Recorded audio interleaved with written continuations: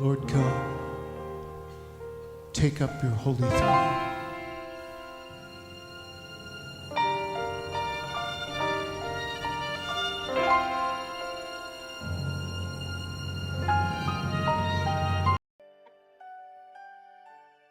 Olá, queridos, amados do Senhor Jesus Cristo, queridos e amados irmãos de Nova Aliança, do Grupo Mensagem do Pastor, do Púlpito, muito bom dia. Segunda-feira, começando a semana, né? Já tem previsão aí da temperatura cair. Quero te desejar um dia abençoado, um dia pleno, um dia perfeito no Senhor. Paz, alegria, saúde, vitórias, né? Na sua casa, na sua família, nos seus sonhos. Nas suas demandas, né? Olha, eu sou pastor há 21 anos da Igreja Batista Nova Aliança ali em Santa Cruz. E eu sempre afirmei, né, e sempre ensinei para o meu rebanho, que eu prefiro pautar minha carreira cristã, em primeiro lugar, claro, pelo Evangelho bíblico, né? E em seguida, por princípios também bíblicos, né, mostrados por Deus no Antigo Testamento. Por quê? Por que eu afirmo isso? Né? Porque Deus é o mesmo Deus que se revelou e tem se revelado a nós desde o Gênesis até Apocalipse.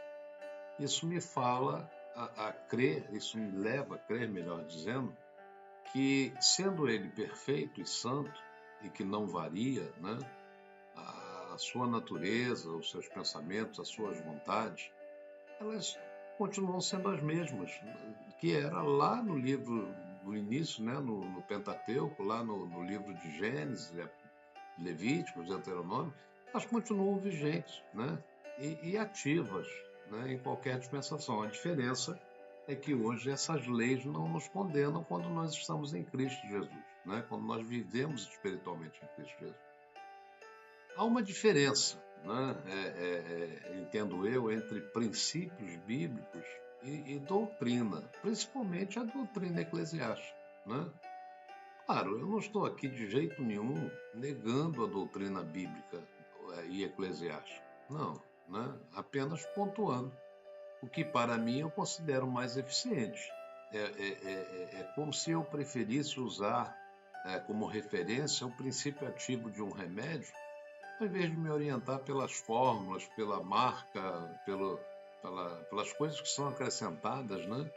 Então, eu defino como doutrinas um conjunto de ensinamentos que são considerados como verdades fundamentais. Claro que são, né? E são inegáveis dentro da religião, né? E elas podem incluir aspectos como a natureza de Deus, a Trindade, né, como o Pai, o Filho e o Espírito Santo, a divindade de Jesus Cristo, a salvação pela graça mediante a fé, né, a expiação de Cristo, a ressurreição de Jesus após a morte, incluindo o juízo final, enfim. Para mim, viver uma vida espiritual baseada tanto nas doutrinas bíblicas como nos princípios, né, de Deus, significa o quê? Significa alinhar as nossas ações, os nossos pensamentos, as nossas decisões com a natureza, com os pensamentos, com a vontade, né, de Deus, centrar a nossa vida na vontade de Deus, né? Os valores encontrados nas Escrituras nos levam a isso, né? Eu estava lendo e meditando aqui no princípio da oferta, e a oferta do homem a Deus, né? E Deus ele estabeleceu princípios. Eu fui ao livro de Levíticos 2, né? Onde nós podemos ver ali a oferta, por exemplo, de manjares, que revela um princípio fundamental para a nossa vida espiritual em Cristo, né? O texto diz que a oferta de manjares deveria conter elementos, né? Que prefiguravam valores e realidades espirituais hoje vividas pela fé, além de estabelecer condições, né? Então, como tudo na Bíblia aponta, né, para Cristo, a Bíblia é cristocêntrica, né? Essa oferta não seria diferente e apontava para a oferta perfeita que é o próprio Senhor Jesus, que se entregou na cruz por nós no Calvário, né? As leis morais, as leis cerimoniais, as leis sociais e espirituais, elas foram entregues por Deus ao homem através de Moisés, né? E logo após a construção do tabernáculo, antes do início, né, da marcha pelo deserto, eles partiram ali do Monte Sinai até a terra de Canaã. O Senhor, através dessas leis e ordenanças, orientava o seu povo sobre como adorá-lo no tabernáculo, né? Sobre como ter uma vida de santidade e gratidão a Deus, né? Então hoje eu trago esta breve meditação sobre a oferta de manjares, né? Ela era uma oferta de sacrifício, de gratidão, de ação de graças, né? Era o único sacrifício que não envolvia derramamento de sangue, porque representava o Senhor Jesus em seu viver humano, sem pecado, sua humanidade perfeita, né? Era uma oferta de adoração que expressava santidade acima de tudo, né? Então a oferta de manjares, amados, consistia, ela tinha 4 elementos, né? A flor de farinha, o azeite, o incenso e o sal, né? Era um ato de gratidão pelo alimento diário, fruto do trabalho realizado, da provisão, né, dos livramentos, sobre as bênçãos de Deus. Então, assim como o holocausto com sangue apontava para Jesus em sua morte, para a remissão dos nossos pecados, a oferta de manjares apontava para Jesus em sua vida obediente, santa, sustentada pela unção do Espírito Santo, né? Flor de farinha, a base dessa oferta, flor de farinha, nos fala das primícias e da obediência verdadeira, né? O Senhor deseja as primícias da nossa vida, do nosso tempo, até mesmo dos nossos interesses e sofrimentos até, né? O trigo, por exemplo, era colhido, debulhado, moído, até virar farinha fina, né? A flor de farinha. Isso simboliza Jesus que foi moído por nós, como está em Isaías 53, né? Então, após todo o processo, né, obtinha-se a farinha mais pura, representando Jesus, o homem perfeito. O azeite, que era derramado sobre essa farinha, sobre a flor de farinha, simbolizava o Espírito Santo, né? Jesus foi concebido pelo Espírito Santo e ungido por ele, né, no batismo, sendo capacitado para realizar a sua obra. Isso fala muito para a gente, na nossa vida, né?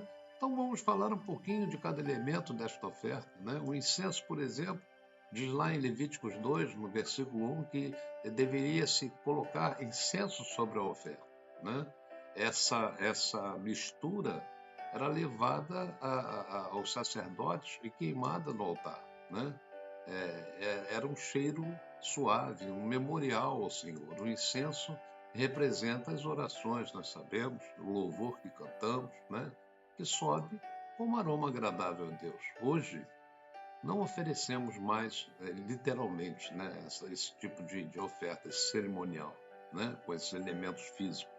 Por quê? Porque Cristo já cumpriu plenamente, né, essa oferta. Ele se entregou como oferta perfeita, trazendo perdão, vida eterna, mas devemos oferecer nossa vida, amados. Devemos oferecer louvor, dedicação, como um memorial vivo a Deus, né, como nos diz Paulo em Romanos 12. Né? Então, diz lá que em Levíticos que deveria ser sem fermento, né? Essa oferta não poderia ter fermento e não poderia ter mel, né? O fermento representa o pecado e os acréscimos humanos à palavra de Deus. Paulo se refere a isso em 1 Coríntios 5, né? A oferta deveria ser pura, como Cristo foi puro, né? E o mel representa a atração humana e a superficialidade emocional que não são aceitáveis diante de Deus. E hoje nós vemos muito isso, né? A adoração deveria ser perfeita, com sinceridade, com verdade, não para agradar a homens, né? Mas para glorificar a Deus. Depois vem o sal, né? Símbolo de pureza, preservação e fidelidade, como está em Colossenses 4:6, que diz que a nossa palavra deve ser sempre agradável, temperada com sal, para que saibamos, né, como nos convém responder a cada um. Tiago 5, por exemplo, nos lembra que o nosso falar deve ser sim, sim, não, não. Isso reflete, né, um coração íntegro do Senhor.